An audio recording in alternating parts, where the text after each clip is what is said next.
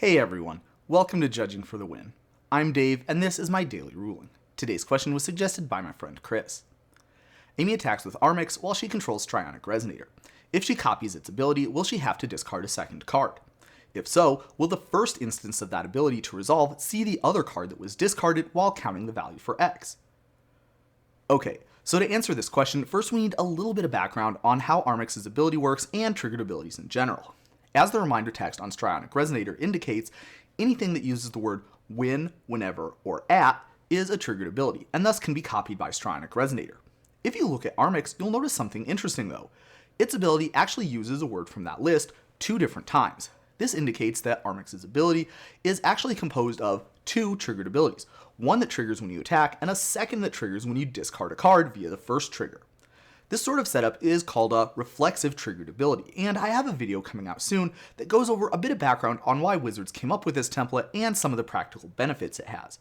But for now, let's focus on some of the consequences that this wording has for the question introduced in the original problem statement. Since Armix's ability is composed of 2 triggered abilities, it's possible to copy either one with Strionic Resonator. If you copy the reflexive trigger, then you'll get 2 instances of the ability that gives -X/-X. Because Strionic Resonator lets you choose a new target, these can both target the same creature or they can target 2 different creatures. The somewhat more interesting possibility would be if you were to copy the triggered ability that triggers when you attack.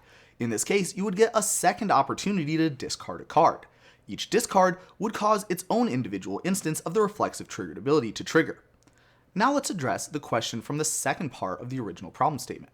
I think it's pretty uncontroversial to say that if you were to copy the -X/-X ability, both instances would end up having the same value for X. I mean, sure, you could use some instant speed tech to somehow get some more artifacts in your graveyard, but barring that, they're both going to be the same. On the other hand, copying the discard ability is a little bit more exciting. If you discarded 2 artifact cards this way, would each instance of the -X/-X count both of the cards that were discarded?